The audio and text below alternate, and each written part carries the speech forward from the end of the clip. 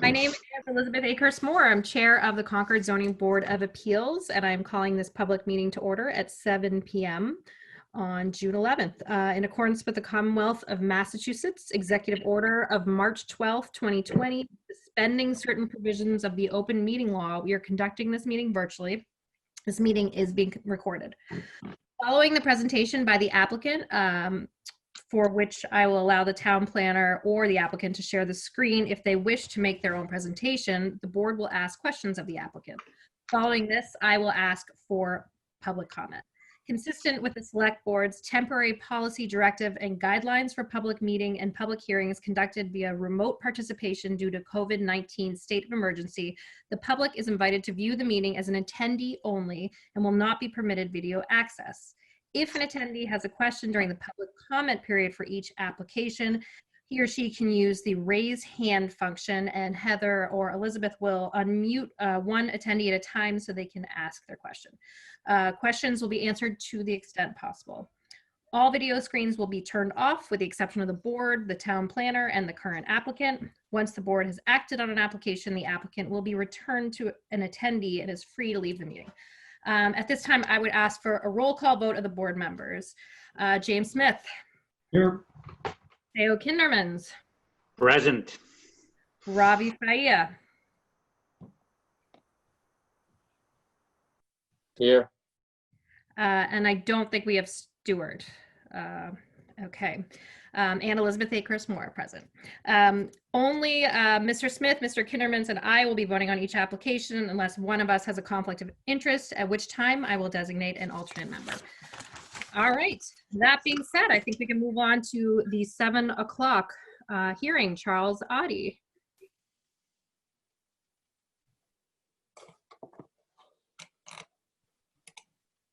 So at this time, I don't see the applicant present or the applicant's representative present. Okay. If there's administrative items you want to take care of. I would love to. I'm just not sure we have any. Do we have anything to do? Doesn't look like on the agenda. So yeah, on the agenda. And so I am not sure why they are not present. Maybe technical difficulties here. I don't know, 13 of you made it in, so. Yeah.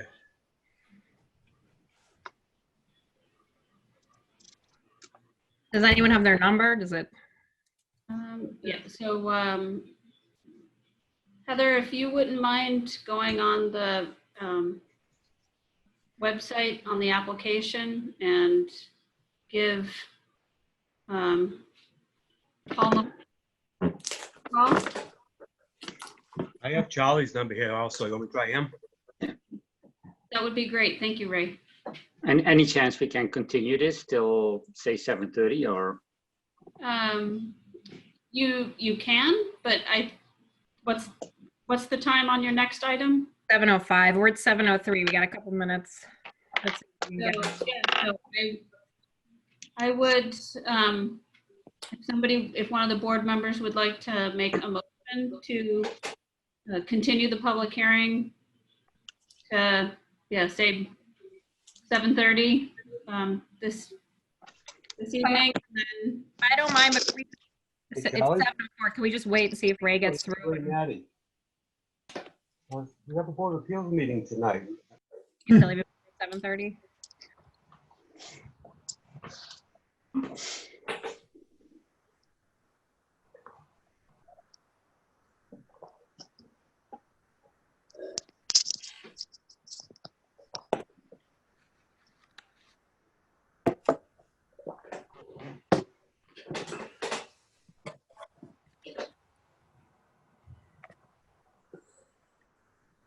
Ray's not on there.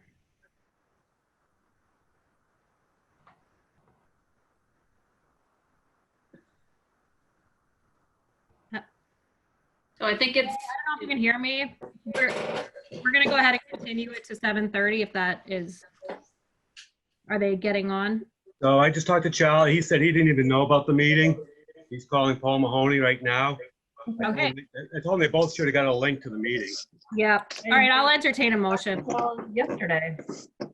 Okay, I'll make a motion to continue the 7 o'clock meeting, Charles Audi, to amend the special permit on the section 7734, 77313, and 11.6 and 11.8 of the zoning bylaw for relief of parking standards at 143 Sudbury Road. The motion is to continue this hearing until 7:30 tonight, 6/11. Second. Second. All right, James Smith, Aye. Theo Kindermans, Aye. Elizabeth Akers Moore, aye. Okay, moving on to 7:05 PM Now Communities LLC, and I know Dan is here.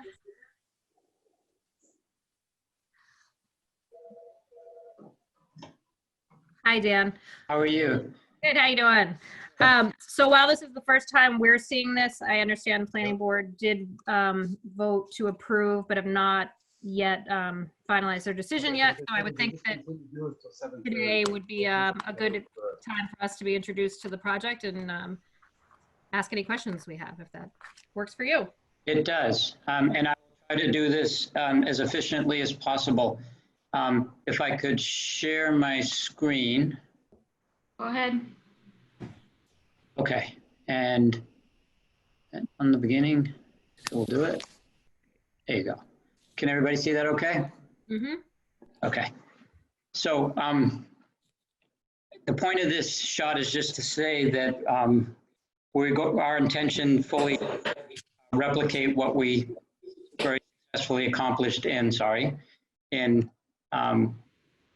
Riverwalk. And just give you a little bit of background, maybe talk about what we've learned in the 10 years since that project was completed. And perhaps one of the most important things that we've learned is where we choose to live matters. It matters in terms of how much energy we consume and the level of connection that we experience with our neighbors, as well as how we spend our free time.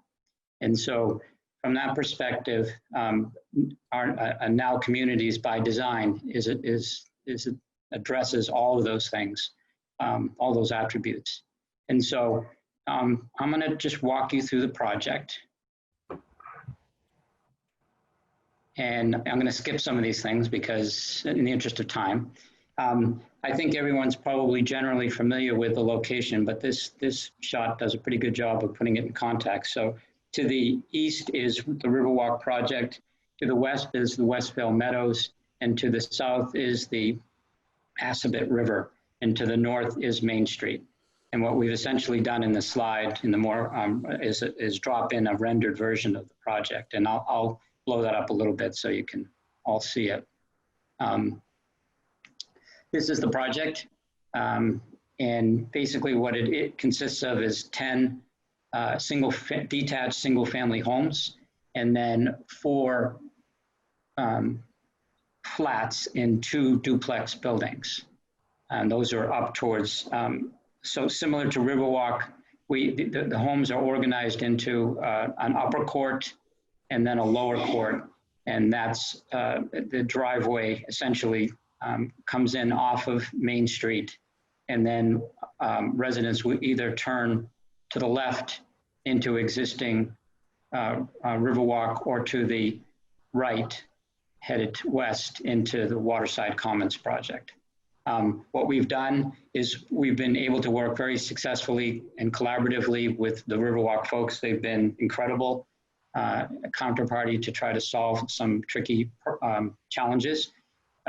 So what we've done is we're essentially utilizing the existing drive and we're shifting it to the west, so towards the top of the page, and such that it straddles the property line. And that does a couple of things. It improves the entry-exit coming off of Main Street. It also takes some of the pressure off of the 4 homes, in particular the 2 in the duplex right here, and then the first single family live above, and then this Sue Avery, who lives right here in the single family in the lower court.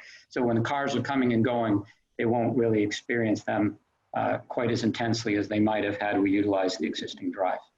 And then, as I said, there's a lower court of which there are eight detached single-family homes organized around a shared green, and then a trail down to the river. The cars will be organized, and I think that's the next slide. The cars are, basically shows you, it identifies by number which parking space, covered parking space goes with which unit.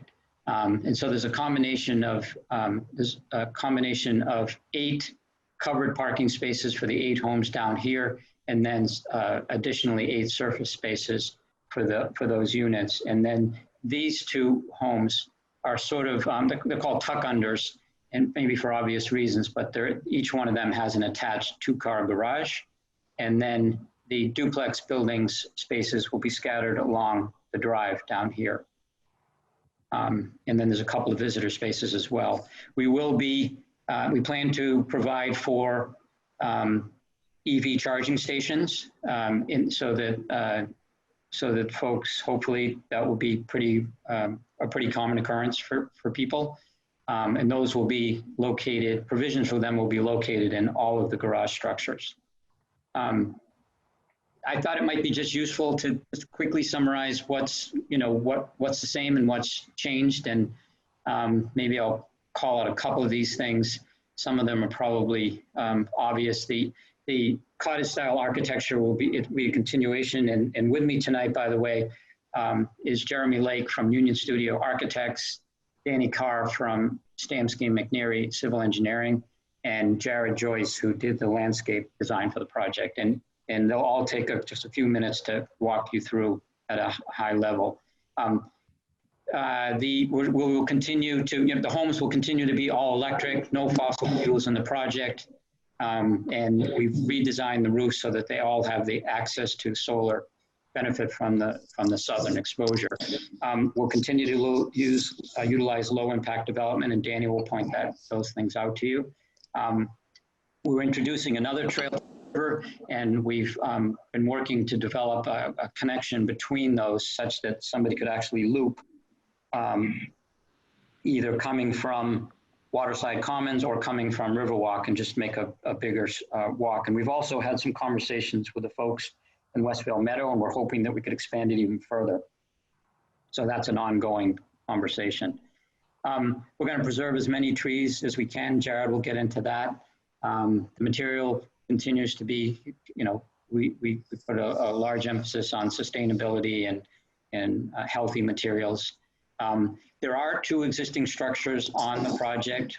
We investigated the feasibility of trying to reuse them, and unfortunately, when we added the additional units to try to provide for a level of affordability or some affordable units, that kind of precluded that, and along with the existing layout of the barn, which really doesn't lend itself to residential construction. It's great for horses, but it wasn't so great for people.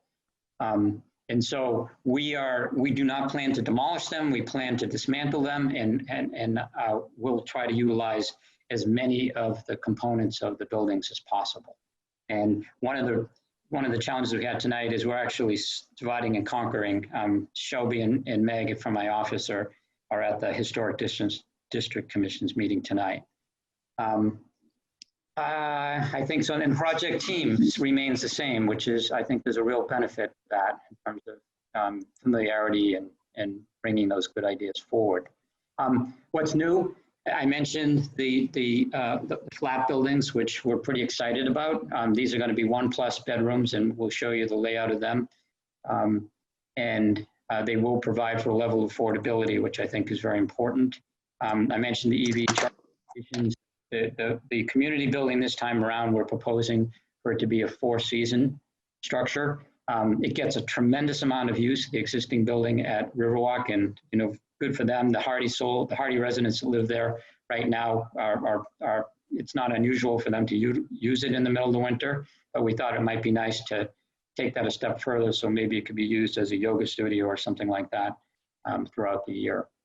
We're also going to be doing residential fire protection. This is came out of meetings with the fire department. And so all of the homes will now be outfitted with the fire protection systems. And we're going to loop, this is an opportunity to loop the existing water lines from both Riverwalk and Waterside Commons. So that's going to improve the water quality.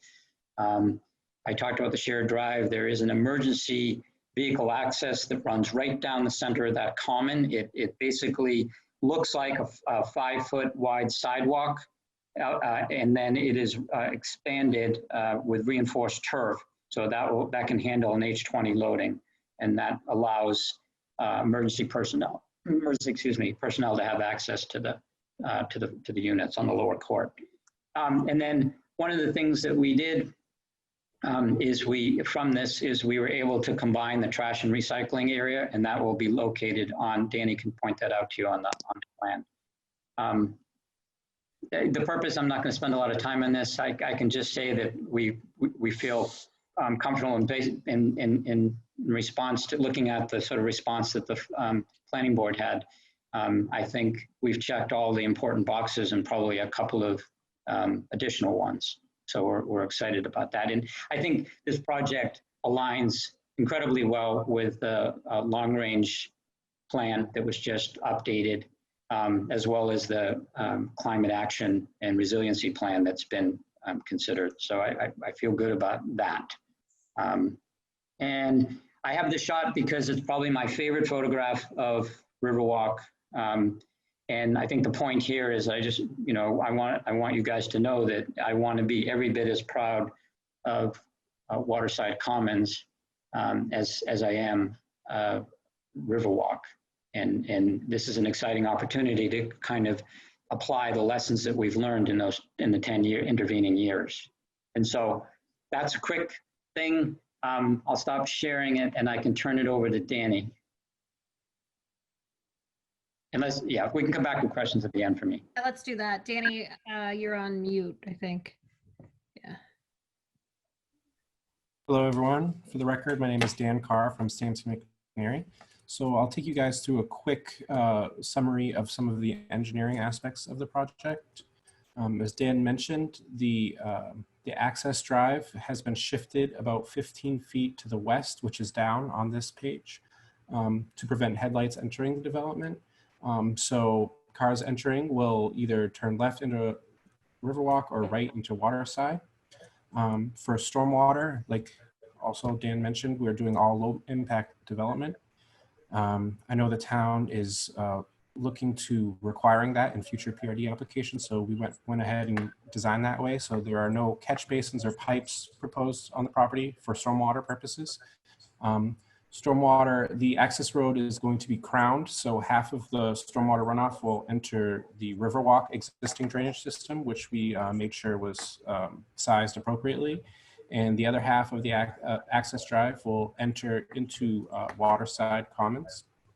And so water will run down the drive and all the way down to in front of Car Pavilion 2. And stormwater leaves the pavement and immediately enters a stone treatment trench. If the storm is large enough, that treatment trench will, the water will overflow and it'll go into a grass swale, which will direct the stormwater into sediment 4 bay number 1. And again, if the storm is large enough, stormwater will overflow from sediment 4 bay 1 and enter another grass swale, which will direct runoff into sediment 4 bay number 2, which is connected to the infiltration basin in the back here. And so there is a riprap berm between sediment 4 bay number 2 and the infiltration basin number 1. And so this stormwater basin has been designed for the 100-year storm event. So unless there is a larger than 100-year storm event, there should be no runoff or no overflow from this basin. But in the unlikely event that there is a larger storm event, we've provided a emergency spillway to keep the integrity of the berm behind the basin. We have, wherever we could fit them, we put roof dry wells on the property that are sized to hold and infiltrate the 100-year storm event from the entire roof areas. So those are shown by these rectangles here. And so we fit those in various spots throughout the property to limit the size of how big the basin in the back has to be. So we're taking advantage of the existing topography of the site. The site slopes, Main Street is up higher and the development is lower, and it all slopes down towards the Assabet River. So we're showing the infiltration basin at the rear of the development. So it captures a lot of the runoff just by its location. So the open space area behind these units to the east will flow by a natural swale into that basin as well. And so post-development, there should be less runoff leaving the developed area than on current conditions. In terms of sewage flow, we're proposing part of the development to be on town sewer and another part of it to be on an on-site septic system. We're proposing 18 bedrooms from 9 units to be on town sewer. So the 9 units closest to Main Street, all of the upper court units, and then 3 of the lower court units will be on town sewer. And since the development is at a lower elevation than Main Street, these units will have to be pumped. So these little grade circles here are grinder pumps that'll pump the sewage into a common sewer force main, and it'll send the sewage up into the upper court. And then you can see each of these units on the upper court have the grinder pumps, which send the sewage into an existing sewer manhole on Main Street. And then the remaining 5 units, which encompasses 12 bedrooms on the lower court, are served by an on-site septic system. So the sewage from those units flows by gravity into a series of manholes, into a septic tank, and then into a pump chamber, which sends the wastewater up to a leach field, which is proposed in this area here, which is mostly in the open green space, the common green space, under and partly under the access drive here. And I did want to mention that we sent a preliminary sewage disposal plan to the Concord Health Department, and we got a review earlier this week, and we're confident we can address all their concerns. There was another comment from the Department of Public Works about our water service. So there's just a quick change there that'll have to be for the water line. Previously, we show it as connecting off of the existing Riverwalk water service, but I've shown in the blue line here. So instead of connecting from the existing Riverwalk service, we're going to connect from the water main on Main Street. And then we're still proposing to loop the water main in this area into Riverwalk. So there'll be no dead end water mains on Riverwalk, which will improve the water quality for Riverwalk residents. So I think I covered most of the engineering aspects. If you have any questions, let me know. I guess since we're doing engineering, let me ask the board, do you have any questions, engineering questions? Well, we have this. Yeah, you mentioned number of bedrooms, but I think I saw on some of the architectural plans, there's optional bedrooms upstairs in some of the cottages. Is the bedroom number based on the maximum possible number of bedrooms that could be in the development? I can answer that quickly. When we say optional, it's not to say that the buyer has the option of whether there's a bedroom there or not. It's simply that there are instances when we use that type with 2 bedrooms, and there are instances where we use the 3rd bedroom with that type. They've been predetermined, called out, and will be sold that way. So it's based on the total number of bedrooms that is designed for and is planned for. And there isn't really an option, if you will, for the buyer themselves. I got it. Thank you. Yep.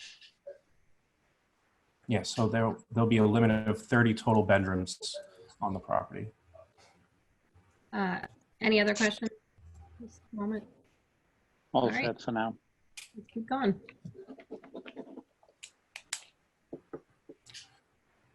Dan, was there someone else from your team who was going to present? Yes, sorry. I was trying to unmute button. Next, I think we'll go to Jared, who's going to cover the landscape. And I can bring up his plan as well. All right, thanks, Danny. Sorry, I thought I had that up, but I do not. So my name is Jared Joyce. I'm the owner and operator of Good Roots Landscape and Design. I've been invited by Dan to help with the landscape design on this project, in particular the planting design. The Good Roots team is excited to be involved in this project as there's tremendous potential to create an ecologically minded landscape that will help to preserve pollinator-friendly habitat in an aesthetically beautiful way. Thanks, Dan. Yeah. My team has been managing the landscape for the neighboring property, the Concord Riverwalk, for the last 8 years, and we are proud to do so following a fully organic management plan. We're excited about the possibility of creating shared public space via walking trails between Riverwalk and Waterside Commons.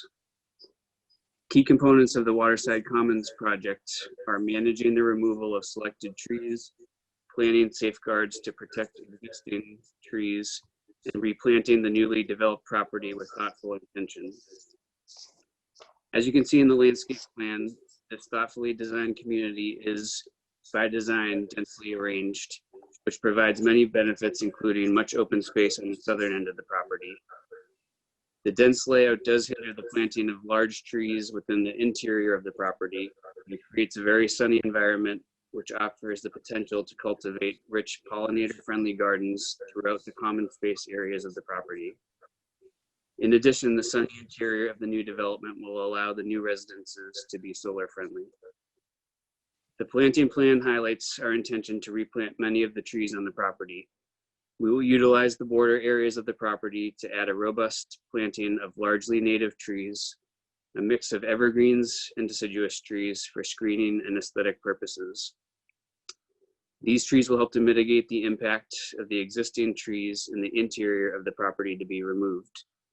Where possible, we will seek to preserve the native vegetation as underplanting of the new trees throughout the border of the property to complement the surrounding natural vegetation.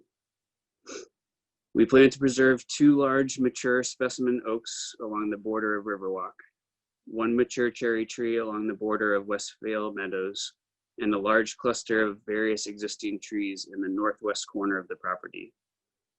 A tree preservation plan will be put into place to protect these trees during construction. As depicted in green on the plan, there will be large swaths of mixed pollinator-friendly gardens. One highlight to be found is a welcoming entrance feature near Main Street, and large areas of these gardens will be created to be enjoyed as residents make their way through the center walkways of the property. After walking through the gardens, residents and guests will arrive at a community building and patio designed for congregation and recreation and can make their way over a small pedestrian bridge into a residential lawn area. This one area of turf on the property will provide a functional place for both children and adults to recreate and can be managed organically.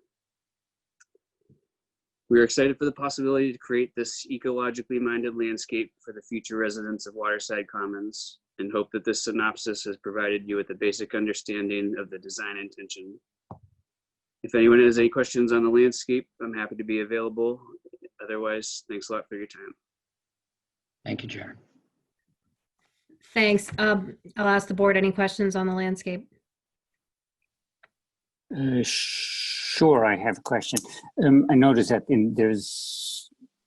I heard that there's some bigger trees in the center of the site, but really none of the parking areas are shaded. Is that a result of septic trenches below the parking area, or what's the reasoning behind that? So the little parking islands between the spaces will be planted with just sort of a native grass mix. It's just not detailed for the scale of drawing, but those will be planted, those little strips there. Yeah, but the bigger islands just to the top, yeah, right there and over to the left and other. Planting trees would just provide a lot of shading for pavement there, which I think could be a benefit for your community. Yes, that is definitely true. One of the issues there, of course, is going to be where snow is going to go, and around the parking area, the areas are going to be a little bit tight. That's sort of why we tried to pull the trees away from the asphalt areas as best we could. And just given the density of the buildings, there's not a lot of room for any type of trees that will get larger. Certainly within that center area, we plan to do smaller ornamental trees.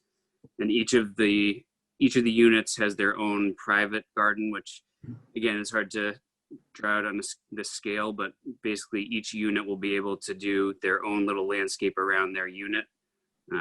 And then outside of the private areas, the common areas will be developed by us. Thanks. Yeah, I was just looking for shading of pavement, so thank you for that answer. Yep, no problem. Theo, does that sound reasonable to you? Since you asked the question, Well, it sounds reasonable. It wasn't an answer to my question, but that's fine. I mean, I was asking what the reason was why, pavement wouldn't be shaded, which would, if you're talking about an ecological friendly community, and to simplify the term, to simplify, use the term green, the shading of pavement would be an important step. But what we may end up doing, what we did next door is we used a different surface treatment on the asphalt. At least half of that the parking area that's on the east half of the project, we went to a particular mix that was probably a little less likely to generate heat island effect. I think the answer to your question is really the concern about snow storage. And so I'll tell you right now, if we have the option to add some trees, in particular those places that you flagged, I would like to do it, because I agree with you. I think it would be nice for a whole bunch of reasons. But I am mindful of, Danny didn't put up at our request the utilities plan, the CAD drawing, and it probably would make this even more apparent. But I think you probably understand that there's a lot happening in the underground. Yep. Yeah. No. That's why I was asking whether the septic trenches were there. They somewhat there. Yeah. No. I agree, and I know you're donating quite a bit of money to the tree fund, and that sort of monies is always better spent on your own property than writing a check. So you're right. That's hence my question. Thank you for that answer. Sure. thank you. Any other questions from the board?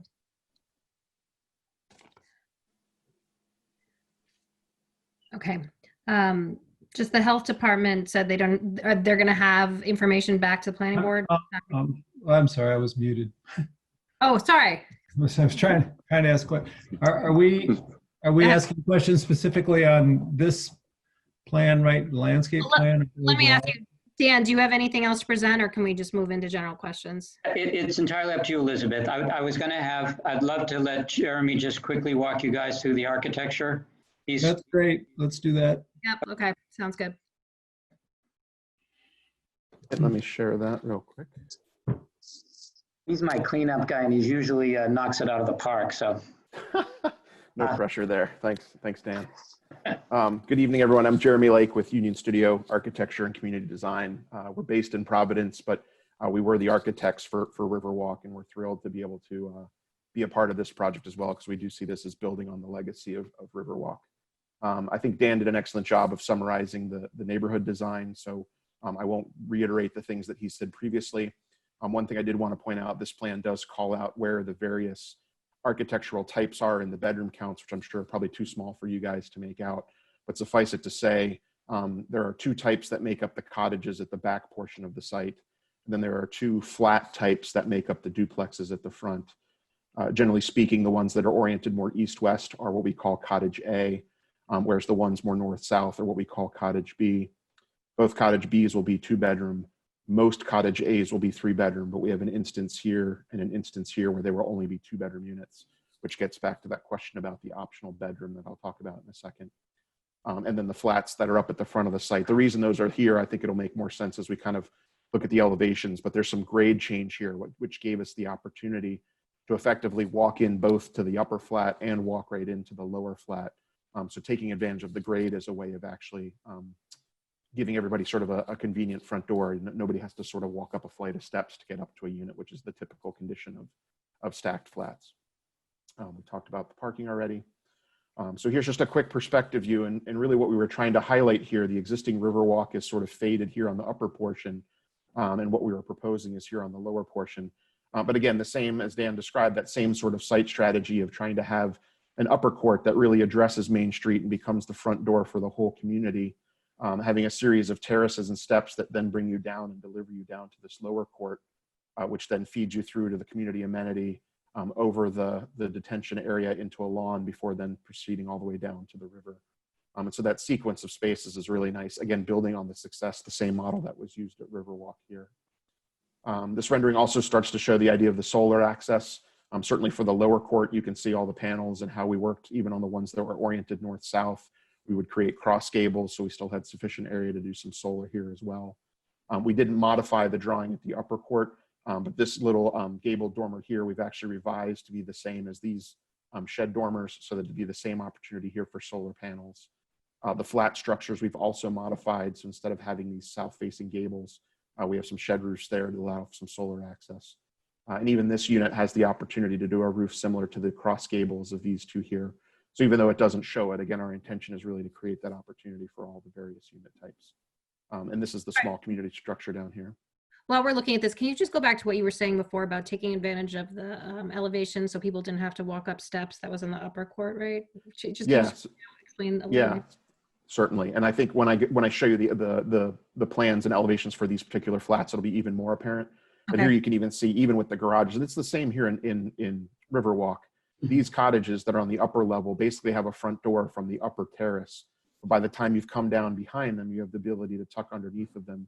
In this case, these were garages for all of the various units. What we did in WATERSIDE was instead said, let's just put garages for the units that they are underneath of.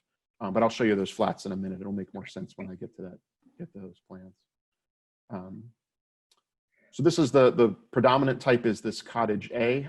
Again, right away, you can see the idea is that these are 1.5-story scale cottages, just like they are at Riverwalk. Very similar plan types in the sense that you have a front porch, front entry that delivers you to basically a shared living, dining, kitchen space. Basically one large room, although we have subtle delineations that help make sure they feel like slightly separated spaces. There's a master suite at the back of the unit, a little powder room, a little stacked laundry. And then we have a stair that either takes you upstairs or lets you go back down to the basement. Upstairs, this is the type that is typically a 3-bedroom unit, but we've shown it in the 2-bedroom configuration. When it's a 3-bedroom configuration, basically this attic storage space gets finished out as a 3rd bedroom, and this closet gets flipped so that it actually services the bedroom instead of being a linen for the bathroom. And at the basement level, we show a couple of conditions because it is used a number of different ways. In the lower court, which is relatively flat, they would have the option of a full finished basement or an unfinished basement for that matter, for storage and the like. The two that were the tuck under condition, essentially you come down the stairs, the front half of the basement level is a family room area, and the back half is basically a 2-car garage. In one of the instances, the garage is approached from the side, and so we have the doors on the side. In the other one, the approach is from the back, so the doors are on the back. Because the garage is square in plan, it's effectively the same plan, just with doors in different locations. As a 3-bedroom, it's essentially a 1,400 square foot unit, not counting the basement. And in the 2-bedroom version, it's about 1,250 square feet. Again, very, very similar to the scale of the Riverwalk units. Cottage B, which is used in 2 scenarios. Again, really the variation here was just the treatment of the 2nd floor to be able to capture that solar access. So the ground floor, if you really studied it, it is actually technically different than Cottage A, but not significantly so. Combined living, dining, kitchen off of the front entry. A stair that takes you either upstairs or down to the basement. Master suite and back, powder room, laundry closet here. When you come up the stairs in this one, we do have a small unfinished attic for some storage upstairs. And you have the 2nd bedroom with its own bathroom, basically in the cross gable, so that again, you get the full southern exposure here. 1,200 square feet for this one, call it, not counting the basement. For the flats, this is where I think it'll be a little bit easier to get a sense of that grade change idea. This is the upper unit. So from Main Street, the building would look like this. It would look like a 1.5-story cottage, much like the rest of the community. And you have the ability to enter directly into that level. Coming in off the front porch, again, shared living, dining, kitchen space, master suite in the back. In this case, we did capture a little bit of the attic area up above. We have a small loft. It's not, it wouldn't be able to be a bedroom. There's no closet. There's no bathroom upstairs. So this really is intended to be a little bit of a flex space, possibly a home office or a TV room. And they would have access to a little bit of the unfinished attic for storage as well. But that's why we were calling it sort of a 1+. It's a 1-bedroom unit with this little bonus room upstairs. In the site, when you walk between the two units, we have a walk that comes down, and then there's a series of stairs that basically start to deliver you down towards that lower terrace. And this is where what we effectively then have is a walkout basement condition, which is the lower flat. So I'll flip to that now. So for the lower flat, you've come down and gotten to this lower terrace. So their front door is down here on this lower level. Again, you have the ability to enter into a combined living, dining, kitchen space in the front, and a 1-bedroom suite here in the back. And again, there's 2 of those buildings. This shows how kind of they sit side by side here. And again, this was one of those revisions. This was originally a gable we had here, but we actually turned this. What was nice about that is it both gave us the shed roof for the southern exposure, but also brought down the scale of this back down to feeling still like it was a 2-story in the back instead of really starting to feel like 2.5 stories. Again, you wouldn't see this from Main Street. The other units actually kind of screen these elevations to a degree in any case. But this is that other flat type. So again, this one is about 850 square feet. The one above it with the little loft is above gets up to almost 1,000 square feet. So basically 1,000 square feet for a 1-bedroom, 1,200 for a 2-bedroom, 1,400 for a 3-bedroom is kind of how it all works out. So last but not least, just these are those, what we call car barns. Again, that's really a series of consolidated 1-car garages. So these 8 garage bays would be for the 8 lower cottage units with a tandem space in front of them. And then the community structure you can see is just meant to be this, relatively modest in scale pavilion in a way. The community room inside, about 14 by 22, really thought of as a flex space, as Dan mentioned. That might be, somewhere they could do yoga classes, HOA meetings. Someone could utilize that to throw a bigger party than would fit in their home. And this really is the thing that sits down at the bottom of that court is the transition down to the natural areas below. And again, our intention is to make this 1 4-season, whereas the structure in Riverwalk, which is similar in scale, is really a screened in sort of thing. So it was really always thought of as more of a 3-season sort of structure. So, so scale, material, all that kind of stuff is really meant to sort of pick up on the same character of Riverwalk, which was intended to pick up on the character of the larger Concord community. So I'm happy to take any questions people have. Jim, let's start with you. I guess the first one I have seeing this is, when these houses are built, are they going to have the solar panels and everything built into them, or are they just available for the homeowners to add? So what we discovered when I first started Riverwalk, I was assuming that they would be outfitted with panels. And what I very quickly discovered is the economics of that don't make any sense. So in other words, given the incentives that are available for individual homeowners, it's just too compelling to leave it, have them do it. As a developer, I get 1 set of credits, whether I do 1 house or 14 houses. So the plan will be to set them up so that they are solar ready. So we'll have the conduits in place and it's sort of a plug and play, but they will be, that will be the responsibility of the individual homeowners. I will tell you at Riverwalk, I think at this point, it's probably a little over 2/3 of the homes have that. And I would expect similar, if not more, in Waterside Common. Okay, thank you. Second question is, what's your, and this is undoubtedly in your materials, but I just don't recall it. What's your sort of target price range? The homes will range, if I'm not mistaken, start in the high 5s, I believe, and then they'll top out in the 800,000, 8 to just under 9. And I saw a reference about the fact of you would or wouldn't have to, totally different, you would or wouldn't need to have additional permits on the water wastewater, et cetera, depending on the number of gallons of use, but it wasn't, I think it was 2,000 or something, but it wasn't clear to me if you were going to be over that, you were not going to be over that, you're not going to need. We're going to be under, depending upon how, and I think I probably understand part of your confusion, because we were, our read of the, well, the first thing I should say is that even in the worst case read, we will be under the 2,000 limit. What we're not clear about is will we be under by 20 gallons or will we be under by 240 gallons? And that relates to the way the language is written. It says, I believe you can, it's less the existing load, and there's 220 gallon load on the current system associated with the existing two-bedroom home. So it could be 1760 as opposed to 1980.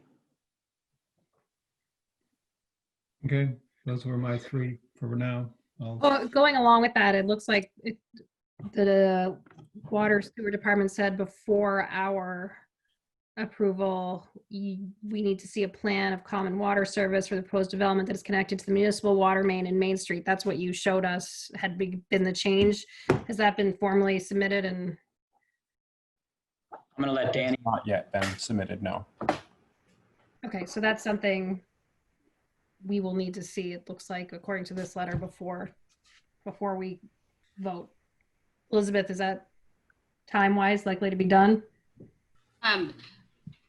So that won't, I don't believe that's going to be an issue at all. Okay. Another element that needs to be worked out still is the comments received by the health division on the septic design. So those are the two outstanding elements that I feel need to be addressed before the board can take any action. Yeah, and that was gonna be my other question, because the health division just hasn't had the time to review yet. Do they anticipate they'll have that review done and to the planning board before their next meeting? So this won't be going back to the planning board. I mean, the planning board did, well, I'll take that back. So the health division has reviewed the on-site sewage disposal system, has made comments, and those have been sent to the applicant and the engineer, and they're going to be working towards resolving those issues.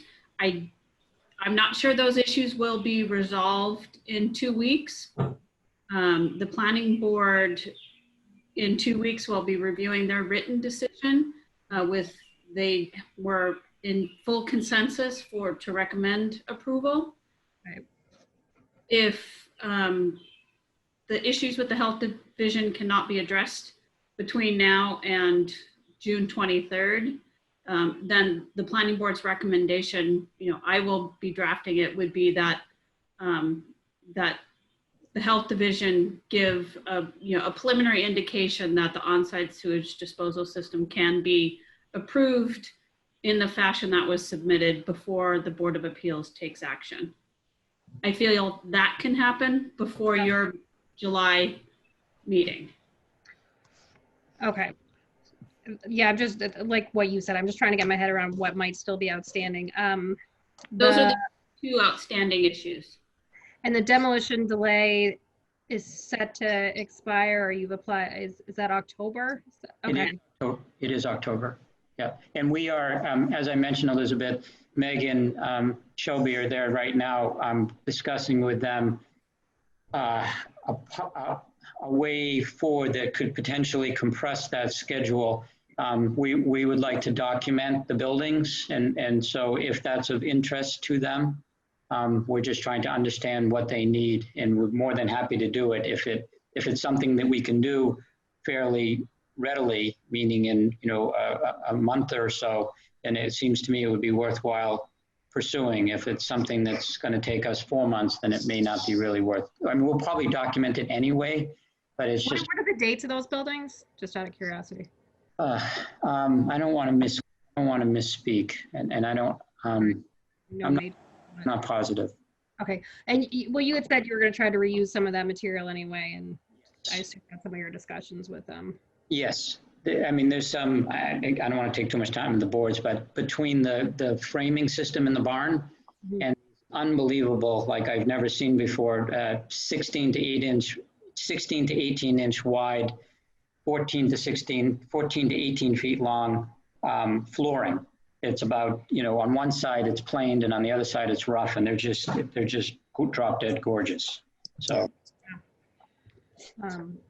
All right. And they let trees grow long time. Yeah, Yes. that sounds beautiful. Any other questions from the board? I just had a question about the terracing and the steps as you go down through the community.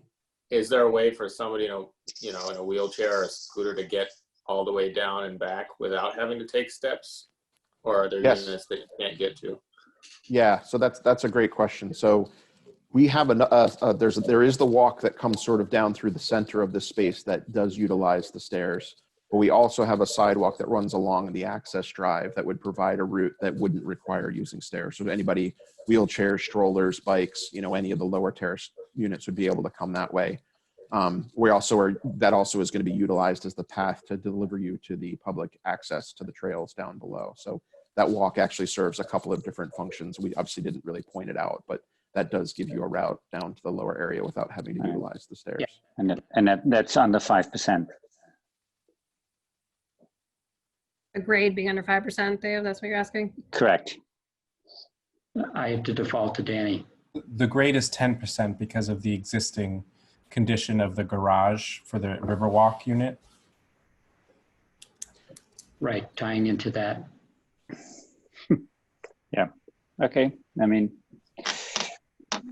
so it doesn't utilize stairs, but it's not an accessible pathway then, right? That Jeremy, maybe you can comment on that. Right.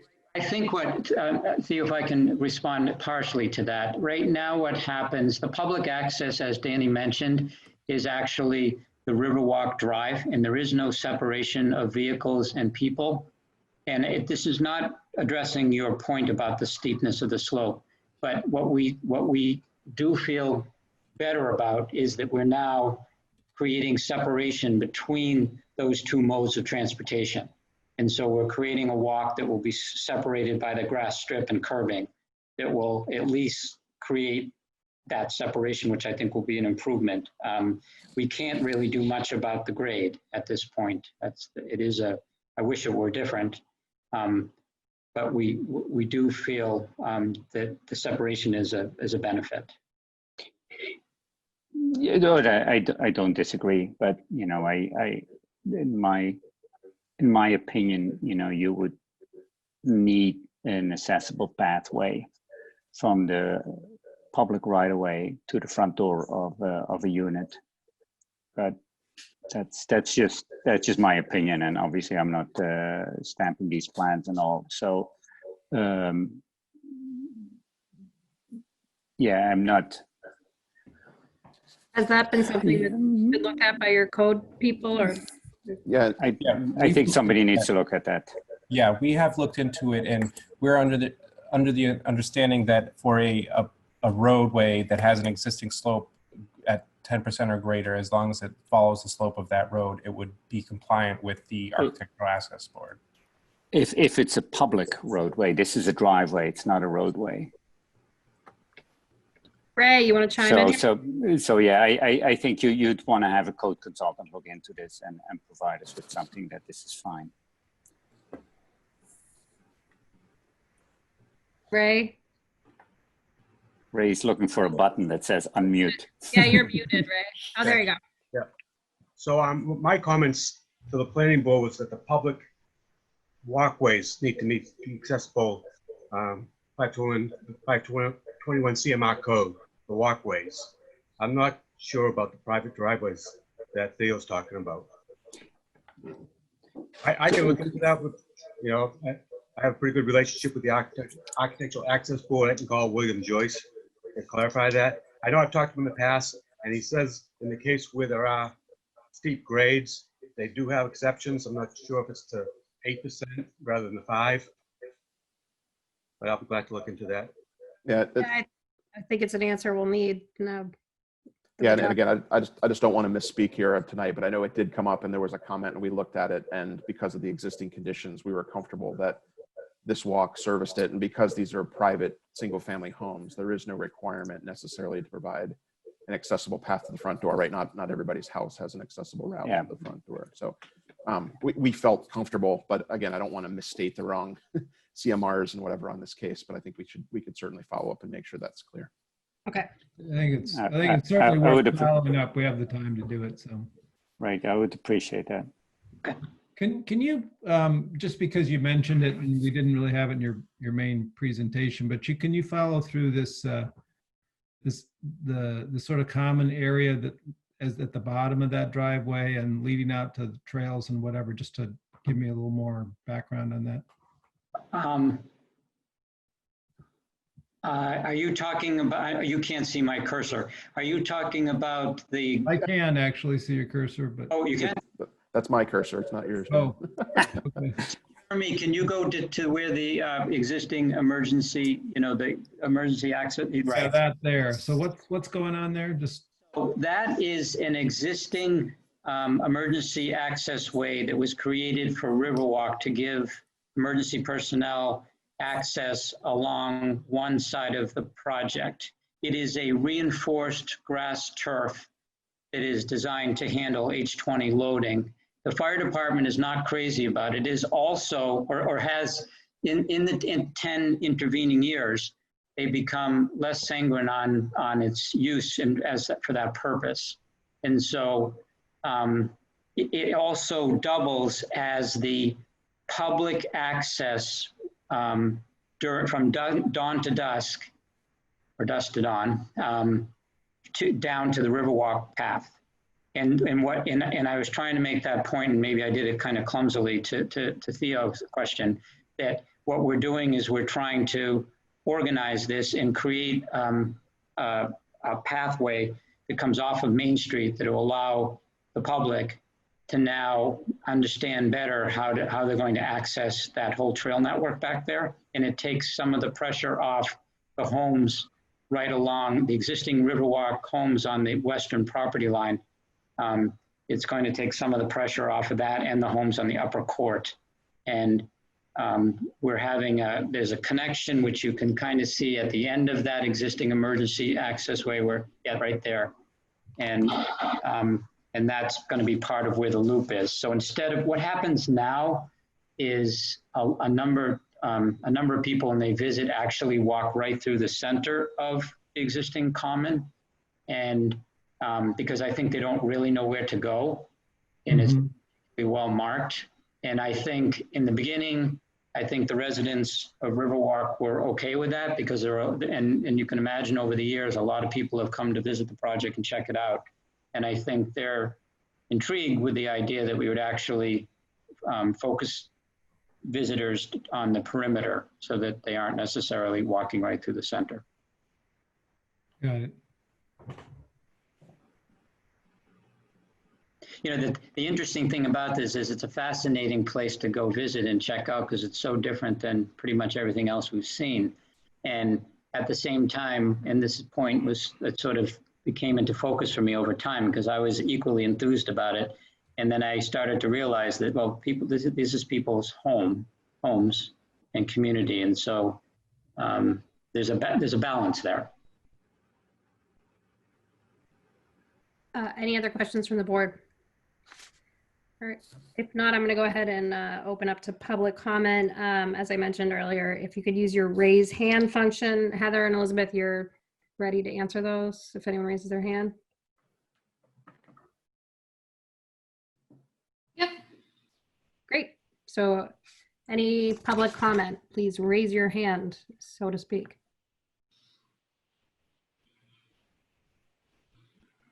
Anything, Elizabeth? No public comment. Okay, go ahead and close the public comment portion of the hearing. Like I said earlier, I don't know if the board wants to discuss anything else. I think it's raised our points and we'll see what the planning board's final decision is. I'm happy to have a conversation if people want to. I actually wouldn't mind a site visit. And not necessarily, well, just to see the site, but I think I would love to see the precedent next door. So, and since you have the time, I think it would be great. I agree with that. So at this point in time, we will make Dan's email address available to everyone, and board members can individually contact Dan to go out and visit the site individually. Okay, makes sense. You can't go as a group because it would be a meeting? Yes, it would be a meeting and a quorum of members, and given guidance by the Attorney General, we would not be able to provide ADA accessible access to the whole site for the public. And then it would also become much more challenging because you would be basically have a meeting at the sidewalk on Main Street, and that's as far as they could go. Okay, that makes sense. So given the constraints of the site, I think board members would have to do it individually, or 2 members can go. I just can't have all 3 go. Understood. And I'm happy to orchestrate that whenever. Okay, yeah, I was gonna say, we're all emailing you individually. You're okay with that? There aren't too many of us. So. Yes. Okay. And depending upon people's when they want to do it, it's myself and or Shelby could do it, and I'm sure Rob could be available too. So whatever works on you guys' end. I obviously I love showing it. I just need to give the folks at Riverwalk a heads up. Sure. Okay, that makes sense. So we will take care of that. Any other discussion from the board? I'm all set. Good here. Ravi, anything? I'm good. Great. I'm good too. So we're just going to continue this until. So do you need a motion to continue this public hearing or not? Yep, so there would be a motion and a second to continue the public hearing to your meeting in July. Which is when? July, let me get the date. The 9th? Yep, so July 9th. I'd move that we continue the public hearing. So 7 what- o'clock, unless Heather tells me otherwise, 7 o'clock, July 9th. Sounds good to me. So moved. Second. All in favor? Second. Great. Jim Smith, Aye. Yo Kindermans, Aye. Elizabeth Akers Moore. Aye. Great. Well, we will talk to you about site visits, and we'll see you again in July. Thank you guys so much. Thank you very Thank much. you. Appreciate Yeah, it. thank you, everybody. Cheers. Okay, it is now past 7:30, and we could go to our originally scheduled 7 o'clock hearing. Charles Audie, are they here? Oh, look, there's Paul. Hi, Paul. We You're can't on hear. mute, Paul. Paul, you're on mute. Still Still on on mute. I'm still on mute. There Oh, you you're go. not on mute. It Go is. back on There I mute. am. There you go. Yes. Don't touch anything. Hear me now? Yes. Yeah. Thanks for letting me go after Dan. Sorry for not being here at 7. That's all right. So just to summarize this, we heard this application, was it the month before last? And Yep. um, It and was in we the had a fall, question- and, yeah, who knows at this point? a while ago. Right, in the before times, right? And we had asked a question about handicapped access, and you had gone back to the access board, and that's where we stand today. So Right, exactly. So I sent you some materials that I think Elizabeth passed on to you. So just to recap, we had requested a change from 8 parking spaces to the right of the building to be 15 spaces. These were attendant parking spaces. The planning board reviewed that. They responded positively to it. And then we came to you. I think it was in the fall, and we reviewed it, and you seemed to react positively to it, with the exception of a location for an accessible parking space that earlier application many years ago, and Theo raised that issue. And so subsequent to that, we found a different location for it over to the left of the building, right there where that cursor is showing. And we still have the 15 attendance spaces up to the upper right. So we then sent a letter to Mr. Joyce at the AAB at Ray's suggestion, and he was very helpful and sort of walked us through the process, and sent him these drawings with an explanation of what we're requesting and how we're intending to use these spaces. And they subsequently reviewed that and made a decision saying, you have it attached, I'm paraphrasing, that based upon the way we presented it, that it was acceptable to them. Essentially, you know, as long as those spaces are managed as attendant parking spaces, then they feel that the proposed location of the accessible space is fine with them. So now we're coming back to you, asking for your review and approval in the context of this new location for that accessible space and the previously proposed 15 attendant parking spaces. Great, thank you. Yeah, we did receive all of the additional information to the board. Any questions? Teo, I'm specifically. Yeah. I was ready. Thank you so much, Paul. Mayani was the one who said that, you know, while just, you know, we didn't have, I think, well, I myself, but also the rest of the board didn't have any problems with the plan. I just felt that it didn't meet the regulations as stated in the Architectural Access Board documents. So you edited the plan, you asked Bill Joyce to give an opinion, you got his opinion, and that more than satisfies me with my concern.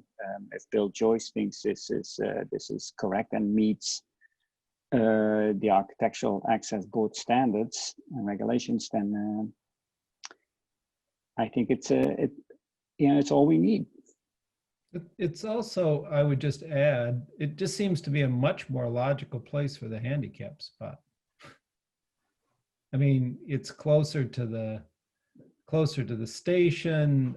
It's, you don't have to, in order to get to the station and the bays and so forth, you don't have to sort of cut across where cars are coming in, where correct, where people are getting gasoline to the extent that anyone has to get gasoline anymore, you know, et cetera. So it just does seem to me that, you know, I think, Theo, it was, you know, this is definitely a win-win. First, I think it's important to get it right, and that's a good thing. And the second is, I just think this is much improved, generally layout for that particular spot in this site. So I agree. I think this is I think we've made this better by the process, and I'm happy to go forward with it.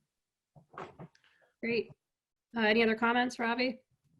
Yeah, I think just to build on that, moving the space seems to address maybe not all, but at least some of the concern that was expressed by you know, the public comment letter that we received.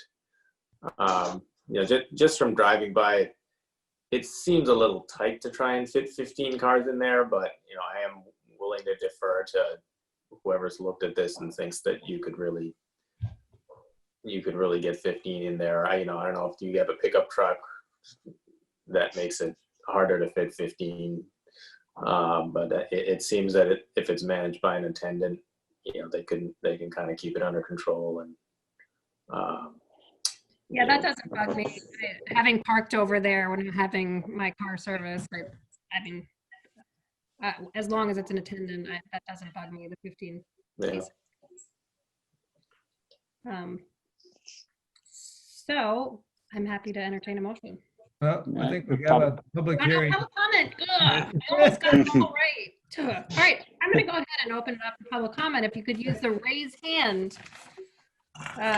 function on your Zoom platform here? Anyone? Nothing, Elizabeth?